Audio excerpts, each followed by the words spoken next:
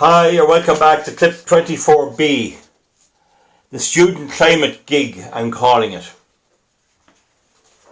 Now, in an earlier video, I read out a list of eminent scientists who reject this whole alarmism about global warming. And I'm not going to read out the whole list again because you won't bother listening to it. It's you'll say it's too long-winded, and maybe you're right. I just want to adjust the camera a little now. Well, I'll read out 3 or 4, and then I'll get on with my main topic. Ole Humlum, Professor of Geology at the University of Oslo. Wibjorn Karlum, Professor Emeritus of Geography and Geology at the University of Stockholm. William Kenilworth, meteorologist, former Australian delegate to the World Meteorological Organization Commission on Climatology. I'm now at number 37. 38.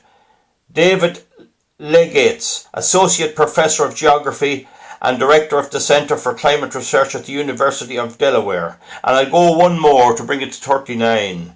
David Legates, Anthony Lupo, Professor of Atmospheric Science at the University of Missouri. So we'll leave that for now and use the pause function because it's handy just for getting material. And we see here on the computer there were a series of student protests all over the world today of climate alarmism. Now, according to this article here, there's 41 predictions that were made by climate alarmists over the years, and none of them have come true. None of them. And among them, I'll not read them all out. Dire famine was forecast by 1973 in 1967. I'll just go on for another pick. There's 41 of them. In 1976, the scientific consensus was that the planet was cooling and famines were imminent. And as we can see, if the temperature goes down, I know as a farmer, there'll be a shortage of food straight away. We'll go on another bit here. Number 17. New York City, West Side Highway, underwater by 2019. Well, I'm sorry, it's overwater, the same as it always was. 23. Climate genius Prince Charles says we have 6 months to save the world. This is the fella that's supposed to be coming to be king. All we can say is long live the Queen. It really comes into its own when you think of that fella. Then 30. I'll gone in 10 years. Now I want to dwell on that. I remember distinctly when I got a first television set up home about 1978 or maybe it was 1982, I'd say, 1981, around that period.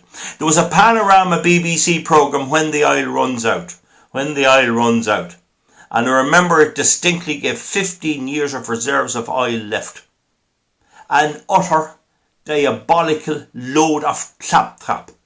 There's 400 years reserves of oil at the current use. Oh no, but they didn't want to believe that. This scaremongering, and whatever it is, anything to do with energy, is always a source. It's not always, but it's usually a source, especially in recent times.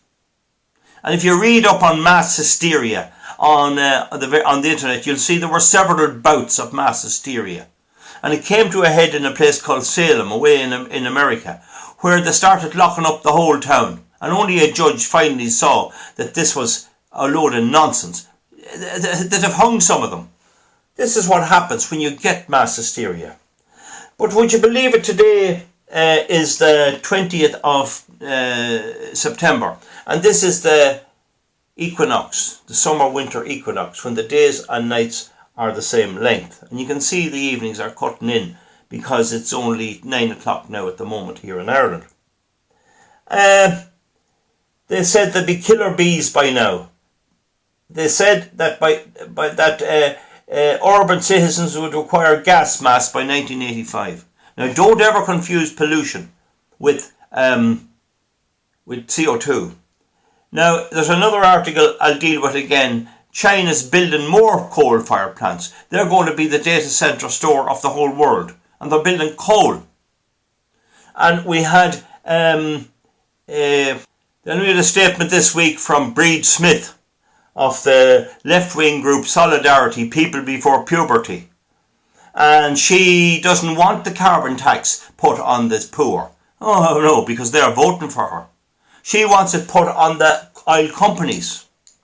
And what does she think they're going to do when they get this special tax? Does she think they're going to work at a loss? This is the nonsense that her voters are believing, that you can pile the tax on the supplier. And there's a scare this week that as a result of a tax in Saudi Arabia, there may be a shortage of oil. And I remember when the Irish government set up Statoil, a company specifically designed to protect our oil supplies. And now the whole idea is to get rid of it. And Breed Smith uses the word during the transition. Would she mind telling us transition to what? Is it windmills? Well, I'm sorry, Breed. At the very best, they provide about 4% of a saving of fuel, and at high amounts, they don't provide any, and they're all totally broke. Is it going to be solar farms? Where is it at night? And a lot of more all green energy baloney being spouted by these cultural Marxist lefties, fooling their electorate. But there's another group I have targeted. And that is the teachers. It's the teachers are bringing out these children. It's not the children themselves. They wouldn't be doing this if they weren't indoctrinated.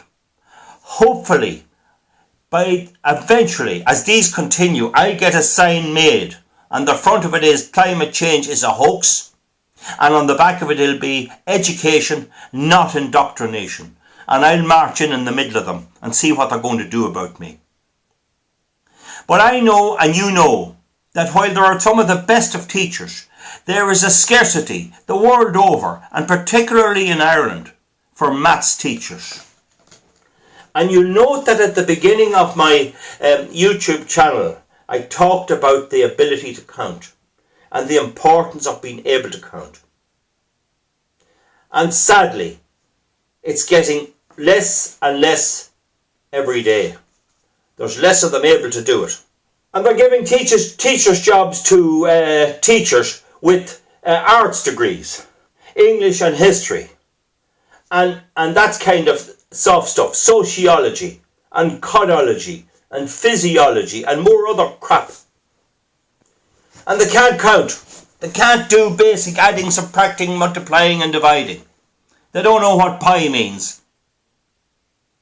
They know nothing about trigonometry, technical drawing or anything. And as a result of this, they're in there dunces with Dumbo heads on them.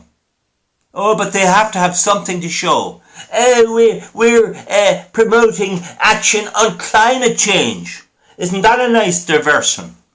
Get the attention turned elsewhere. Don't do the teaching.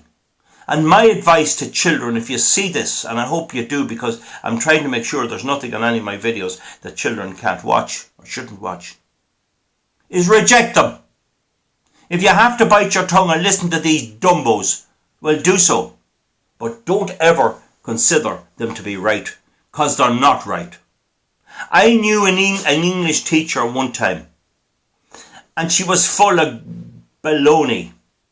And as you know, on a paper in English or in any subject, the centre of the paper will have usually 6 questions. And they may be subdivided, but one of those questions at least will be what we would call a real tough one, a haymaker. It might be going into the nuances of James Joyce's Ulysses or some other great work of intense literature. And that's there to stop you getting 100% and only rightly so. It's not there to trip you up. There'll always be the decent questions and it's up to the student to select them. But This one, and she's typical of at least 1/3 of all teachers in Irish schools, and no doubt elsewhere as well in Britain and America. She used to make the children go into real in-depth material, fierce hard to study, and she wouldn't teach them the basic stuff, the basic poetry, the prose, the composition. And the result was, after a few years, everyone was failing and everyone got grains. And even the travelling community, there were a good few settled travellers in the town where she was teaching, and even they got grains. And there were a few good grains teachers who made a fortune out of her idiocy. And they do the exam, and everyone would do well because they were well grinded up in it. They had got grains, and in case you're from outside Ireland, grains means tuition, extra outside the school. Okay? You pay for it. They come to your house and a group of children get taught. Now, in some circumstances, there's nothing really wrong with it, where it's people want to get a high mark. But when you have to get them because the teacher is a complete ignoramus, then that's not on. And I tackled this one, and she got as thick as a bull. But it's for the school to tell her where to get off and to teach right, and the school inspectors to tell her. And you know something? When September come and the marks would come out, do you know what she used to do?